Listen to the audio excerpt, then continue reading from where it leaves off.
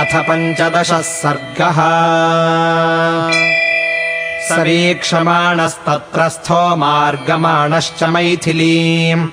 अवेक्षमाणश्च महीम् सर्वाम् तामन्ववैक्षत। सन्तानकलताभिश्च पादपैरुपशोभिताम् दिव्यगन्धरसोपेताम् सर्वतः समलङ्कृताम् ताम् सनन्दनसङ्काशाम् मृगपक्षिभिरावृताम् हर्म्यप्रासादसम्बाधाम् कोकिलाकुलनिस्वनाम् काञ्चनोत्पलपद्माभिर्वापीभिरुपशोभिताम् बह्वासनकुथोपेताम् बहुभूमिगृहायुताम् सर्वर्तुकुसुमैरम्यैः फलवद्भिश्च पादपैः पुष्पितानामशोकानाम् श्रिया सूर्योदयप्रभाम् प्रदीप्तामिव तत्रस्थो मारुतिः समुदैक्षत। निष्पत्रशाखाम् विहगैः क्रियमाणामिवासकृत् विनिष्पतद्भिः शतशश्चित्रैः पुष्पावतंसकैः समूलपुष्परचितैरशोकैः शोकनाशनैः पुष्पभारातिभारैश्च स्पृशद्भिरिव मेदिनीम् कर्णिकारैः कुसुमितैः किंशुकैश्च सुपुष्पितैः सदेशः प्रभया तेषाम् प्रदीप्त इव सर्वतः पुन्नागाः सप्तपर्णाश्च चम्पकोद्दालकास्तथा विवृद्धमूला बहवः शोभन्ते स्म सुपुष्पिताः शातकुम्भनिभाः केचित् केचिदग्निशिखप्रभाः नीलाञ्जननिभाः केचित् तत्राशोकाः सहस्रशः नन्दनम् विबुधोद्यानम् चित्रम् चैत्ररथम् यथा अतिवृत्तमिवाचिन्त्यम् दिव्यम् रम्यश्रियायुतम् द्वितीयमिव चाकाशम् पुष्पज्योतिर्गणायुतम् पुष्परत्नशतैश्चित्रम् पञ्चमम् सागरम् यथा सर्वर्त्वपुष्पैर्निचितम् पादपैर्मधुगन्धिभिः नानानिदानैरुद्यानम् रम्यम् मृगगणद्विजैः अनेकगन्धप्रवहम् पुण्यगन्धम् मनोहरम् शैलेन्द्रमिव गन्धाढ्यम् द्वितीयम् गन्धमादनम् अशोकवनिकायाम् तु तस्याम् वानरपुङ्गवः सददर्शाविदूरस्थम् चैत्यप्रासादमूर्जितम् मध्ये स्तम्भसहस्रेण स्थितम् कैलासपाण्डुरम् प्रवालकृतसोपानम् तप्तकाञ्चनवेदिकम् मुष्णन्तमिव चक्षूंषि द्योतमानमिव श्रिया निर्मलम् प्रांशुभावत्वादुल्लिखन्तमिवाम्बरम् ततो मलिनसंवीताम् राक्षसीभिः समावृताम् उपवासकृशाम् दीनाम् निःश्वसन्तीम् पुनः पुनः ददर्श शुक्लपक्षादौ चन्द्ररेखामिवामलाम् मन्दप्रख्यायमानेन रूपेण रुचिरप्रभाम् पिनद्धाम् धूमजालेन शिखामिव विभावसोः पीतेनैकेन संवीताम् क्लिष्टेनोत्तमवाससा सपङ्कामललङ्काराम् विपद्मामिव पद्मिनीम् पीडिताम् दुःखसन्तप्ताम् परीक्षीणाम् तपस्विनीम् ग्रहेणाङ्गारकेणेव पीडितामिव रोहिणीम् अश्रुपूर्णमुखीम् दीनाम् कृशामनशनेन च शोकध्यानपराम् दीनाम् नित्यम् दुःखपरायणाम् प्रियम् जनमपश्यन्तीम् पश्यन्तीम् राक्षसीगणम् स्वगणेन मृगीम् हीनाम् श्वगणेनावृतामिव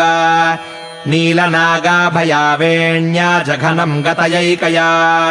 नीलया नीरदापाये वनराज्यामहीमिव सुखार्हाम् दुःखसन्तप्ताम् व्यसनानामकोविदाम् ताम् विलोक्य विशालाक्षीमधिकम् मलिनाम् कृशाम् तर्कयामास सीतेति कारणैरुपपादिभिः ह्रियमाणा तदा तेन रक्षसा कामरूपिणा यथा रूपा हि दृष्टा सा तथा रूपेयमङ्गना पूर्णचन्द्राननाम् शुभ्रूम् चारुवृत्तपयोधराम् कुर्वतीम् प्रभया देवीम् सर्वावितिमिरादिशः ताम् नीलकण्ठीम् बिम्बोष्ठीम् सुमध्याम् सुप्रतिष्ठिताम् सीताम् पद्मपलाशाक्षीम् मन्मथस्य रतिम् यथा इष्टाम् सर्वस्य जगतः पूर्णचन्द्रप्रभामिव भूमौ सुतनुमासीनाम् नियतामिव तापसीम् निःश्वासबहुलाम् भीरुम् भुजगेन्द्रवधूमिव शोकजालेन महता विततेन न राजतीम् संसक्ताम् धूमजालेन शिखामिव विभावसोः ताम् स्मृतिमिव सन्दिग्धा मृद्धिम् निपतितामिव विहतामिव च श्रद्धामाशाम् प्रतिहतामिव सोपसर्गाम् यथा सिद्धिम् बुद्धिम् सकलुषामिव अभूतेनापवादेन कीर्तिम् निपतितामिव रामोपरोधव्यथिताम् रक्षो गणनिपीडिताम् अबलाम् मृगशावाक्षीम् वीक्षमाणाम् ततस्ततः बाष्पाम्बुपरिपूर्णेन कृष्णवक्राक्षिपक्ष्मणा वदनेनाप्रसन्नेन निःश्वसन्तीम् पुनः पुनः मलपङ्कधराम् दीनाम् मण्डनार्हाममण्डिता प्रभाम् नक्षत्रराजस्य कालमेघैरिवावृता तस्य सन्दिदिहे बुद्धिस्तथा सीताम् निरीक्ष्य च आम्नायानामयोगेन विद्याम् प्रशिथिलामिव दुःखेन बबुधे सीताम् हनुमाननलङ्कृता संस्कारेण यथा हीनाम् वाचमर्थान्तरम् गता ताम् समीक्ष्य विशालाक्षीम् राजपुत्रीमनिन्दिता तर्कयामास सीतेति कारणैरुपपादयन् वैदेह्यायानि चाङ्गेषु तदा रामोऽन्वकीर्तयत्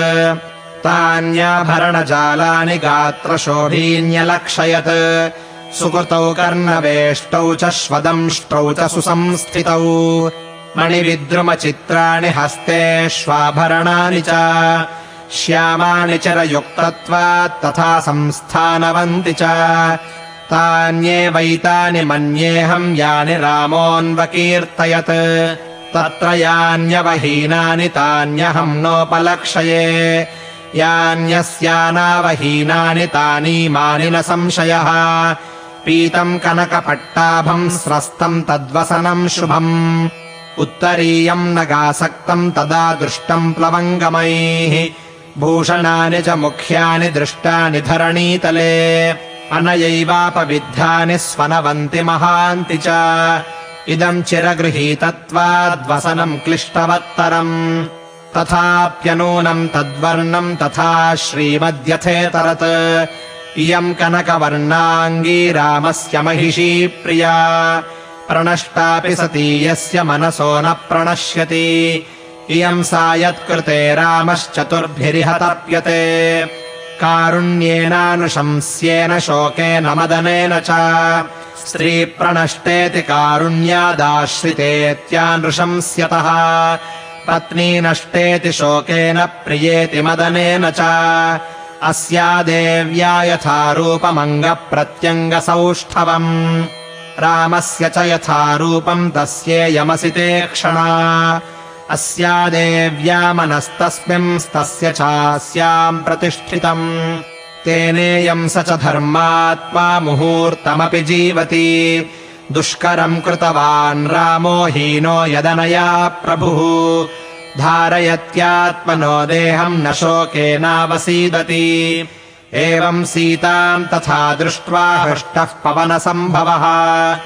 जगाम मनसा रामम् प्रशशंस च तम् प्रभुम् इत्यार्षे श्रीमद् रामायणे वाल्मीकीये आदिकाव्ये